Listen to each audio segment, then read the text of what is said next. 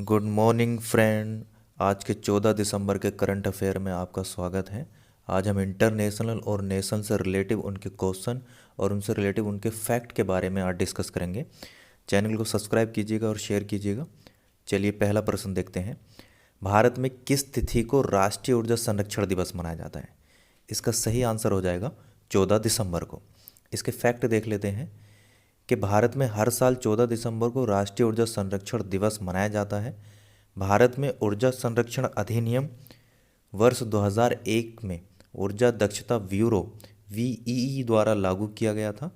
राष्ट्रीय ऊर्जा संरक्षण पुरस्कार 2021 से पंजाब ऊर्जा विकास एजेंसी पैडा को सम्मानित किया गया है। इसको याद रखिएगा कि जो है पंजाब ऊर्जा विकास एजेंसी को सम्मानित भी किया गया है। अगला प्रश्न देख लेते हैं। हाल ही में भाषा संगम ऐप मोबाइल ऐप को कितनी भाषाओं में लॉन्च किया गया है? यानी एक संगम ऐप बनाया गया है, उसमें कितनी भाषाएं इंक्लूड की गई हैं? तो इसका सही उत्तर हो जाएगा 22। ऐसा क्यों किया गया है इसके बारे में थोड़ा सा देख लेते हैं। संगम ऐप केंद्रीय शिक्षा मंत्री डॉक्टर सुभाष ने इसको लॉन्च किया है। इसका उद्देश्य भारत की सभी भाषाओं को सीखकर भारत एक श्रेष्ठ भारत बनाना है। नेक्स्ट प्रश्न देख लेते हैं आज का। हाल ही में किसने पिनका रॉकेट के अपग्रेड वर्जन का सफल परीक्षण किया है? यानी पिनका रॉकेट पहले से ही था लेकिन अब उसको थोड़ा सा अपग्रेड किया है। तो इसका सही आंसर हो जाएगा डीआरडीओ। डीआरडीओ की फुल फॉर्म देख लेते हैं। The defence research and development organisation. Odisha के तट पर इंटीग्रेट ओस्ट रेंज चांदीपुर में लॉन्च किया गया है। पिनका क्या करता था कि पहले 44 सेकेंड में 12 रॉकेट ही लॉन्च कर पाता था और जो 38 किलोमीटर की दूरी तक इसकी मारक क्षमता थी। अपग्रेड होने के बाद ये 44 सेकेंड में ही 72 रॉकेट को 75 किलोमीटर तक सटीक निशाना लगा सकता है। तो डीआरडीओ की बात हुई है तो इसकी स्थापना देख लेते हैं। इसकी स्थापना 1958 में हुई थी और इसका मुख्यालय कहाँ है? नई दिल्ली में है। और इसके उत्तरदायी मंत्री जो हमारे रक्षा मंत्री हैं कौन है? राजनाथ सिंह हैं। अगला प्रश्न देख लेते हैं। सरयू नहर राष्ट्रीय परियोजना का उद्घाटन 11 दिसंबर को किस राज्य में हुआ? इसका सही उत्तर हो जाएगा उत्तर प्रदेश। उत्तर प्रदेश में इस राष्ट्रीय परियोजना का उद्घाटन हुआ है। इसके बारे में थोड़ा सा और फैक्ट देख लेते हैं कि उत्तर प्रदेश में इस पर जो लागत है यानी बलरामपुर ज़िले में 9,802 करोड़ रुपए की लागत से तैयार किया जाएगा। सरयू नहर परियोजना उत्तर प्रदेश की सबसे बड़ी नहर है। इस परियोजना के तहत 5 नदियाँ घाघरा, राप्ती, बाणगंगा, सरयू, रोहिणी को जोड़ा गया है। नहर की कुल लंबाई जो है वो आपकी 6,600 किलोमीटर है और इसमें जो है 318 किलोमीटर लंबी मुख्य नहर को जोड़ा गया है। यूपी की बात हुई है तो यूपी का गठन देख लेते हैं। 24 जनवरी 1950 को राजधानी है लखनऊ और मुख्यमंत्री हैं योगी जी और राज्यपाल हैं आनंदीबेन पटेल। नेक्स्ट प्रश्न देखते हैं। हाल ही में मिस यूनिवर्स 2021 का खिताब किसने हासिल किया है? जी हाँ, बहुत ही मोस्ट क्वेश्चन है आपका। तो इसका सही आंसर हो जाएगा हरनाज संधू। तो हरनाज संधू ने ये मिस यूनिवर्स 2021 का खिताब जीता है। इसराइल के इलियट में 70वें मिस यूनिवर्स पेजेंट में मिस यूनिवर्स 2021 का इन्हें ताज पहनाया गया। 21 वर्षीय लारा दत्ता के 2020 में जीतने के बाद 21 साल बाद घर में ताज लाकर इतिहास रच दिया है इन्होंने। और उन्हें मैक्सिको की एंड्रिया मेज़ा, इससे पहले याद रखिएगा कि मैक्सिको की एंड्रिया मेज़ा थी, वर्तमान मिस यूनिवर्स द्वारा मिस यूनिवर्स का ताज पहनाया गया। हरनाज कौर चंडीगढ़ पंजाब की रहने वाली हैं। ये इनका चित्र है।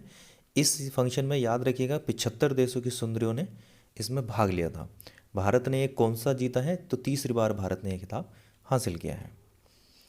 छठा प्रश्न देखते हैं। हाल ही में किस राज्य सरकार द्वारा 21 दिन में रैपिस्ट को फांसी दिए जाने को लेकर कानून बनाने हेतु एक प्रस्ताव को मंजूर किया गया है? जी हाँ, इसका सही आंसर है आंध्र प्रदेश। आपको पता होगा कि वहाँ पे एक डॉक्टर के साथ ऐसा घटना के बाद ये प्रस्ताव को लाया गया है। आंध्र प्रदेश सरकार ने राज्य में दुष्कर्म मामलों में 21 दिनों के भीतर सुनवाई करने का फैसला किया है। कैबिनेट ने मसौदा विधेयक पारित कर दिया है। हाल ही में हैदराबाद में हो डॉक्टर के सामूहिक दुष्कर्म मामले के बाद आंध्र प्रदेश सरकार ने यह बड़ा फैसला लिया है। इसे अब जल्द ही विधानसभा में रखा जाएगा। इसके बाद इसे राज्यपाल की अनुमति के बाद कानून बनाया जाएगा। आंध्र प्रदेश की राजधानी देख लेते हैं, अमरावती है। गवर्नर है विश्वभूषण हरिश्चंद्र और मुख्यमंत्री हैं वाई एस जगनमोहन रेड्डी और इसकी स्थापना हुई थी 1 नवंबर 1956 को। अगला प्रश्न देख लेते हैं। भारत के स्टार फुटबॉलर सुनील छेत्री को कितने वर्ष हेतु पूमा का ब्रांड एम्बेसडर बनाया गया है? जी हाँ, ये फुटबॉलर सुनील छेत्री हैं और इन्हें पूमा ने 4 साल के लिए ब्रांड एम्बेसडर अपना नियुक्त किया है। ये हैं आपके सुनील छेत्री जी। इनके बारे में देख लेते हैं। सुनील छेत्री जी 3 अगस्त 1984 को पैदा हुए थे सिकंदराबाद, और ये खेलने की स्थिति कैसी है इनकी? विंगर स्ट्राइकर हैं ये। आज का 8वां प्रश्न देख लेते हैं। 2021 में भारत में गूगल का सबसे अधिक खोजा जाने वाला व्यक्ति कौन था? यानी गूगल में जैसे हम सर्च करते हैं तो सबसे ज़्यादा कौन सा खोजा गया भारत में? तो इसका सही आंसर हो जाएगा नीरज चोपड़ा को। इसके बारे में और देखते हैं कि गूगल ने अपनी ईयर इन सर्च 2021 सूची जारी की है, जो दुनिया भर में अपने खोज इंजन पर सबसे अधिक खोजी गई चीज़ों को प्रदर्शित करती है। ओलंपिक स्वर्ण पदक विजेता नीरज चोपड़ा 2021 में भारत में सबसे अधिक खोजे जाने वाले व्यक्ति हैं। 2021 में भारत में गूगल पर सबसे अधिक खोजे जाने वाले विषयों में ICC T20 विश्व कप, इंडियन प्रीमियर लीग और कोबिन और यूरो कप और टोक्यो ओलंपिक ने कब्जा कर पहले 5 स्पॉट हासिल किए हैं। तो इनको भी थोड़ा सा याद रखिएगा। नीरज चोपड़ा का चित्र आप सभी जानते हैं, ओलंपिक में इन्होंने स्वर्ण पदक जीता था। और आपके गूगल के बारे में देख लेते हैं। इनके CEO हैं सुंदर पिचाई, जो 2 अक्टूबर 2015 से हैं। इसकी गूगल की स्थापना हुई थी 4 सितंबर 1998 में। मुख्यालय है माउंटेन व्यू कैलिफोर्निया अमेरिका में, और संस्थापक है इसके लैरी पेज सर्गी ब्रिन। अगला प्रश्न देखते हैं। किस देश ने हाल ही में 2027 तक धूम्रपान मुक्त देश बनाने की घोषणा की है? जी हाँ, ये बहुत अच्छा फैसला लिया है। तो इसका सही आंसर है न्यूजीलैंड ने। इसके बारे में थोड़े से देखते हैं कि जब न्यूजीलैंड की बात हुई है तो उसका राजधानी क्या है? वेलिंगटन है। प्रधानमंत्री कौन है? जैसिंडा आर्डन है। और वहाँ की मुद्रा क्या है? न्यूजीलैंड डॉलर है। आज का 10वां प्रश्न देखते हैं। हाल ही में ग्लोबल हेल्थ सिक्योरिटी इंडेक्स 2021 में भारत का कौन सा स्थान रहा? तो हमारा जो भारत का स्थान रहा है वो रहा है 66वां। इसमें देखेंगे तो इसमें भारत में पहले स्थान पर कौन था? अमेरिका था। द्वितीय स्थान पर कौन था? ऑस्ट्रेलिया था। तृतीय स्थान पर कौन था? फिनलैंड था।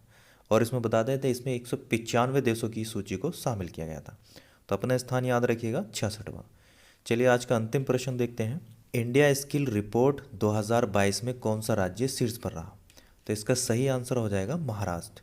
महाराष्ट्र आपको बता दें कि इससे पिछले वर्ष भी महाराष्ट्र ही था, जो अभी भी अपना कब्जा बनाए हुए हैं।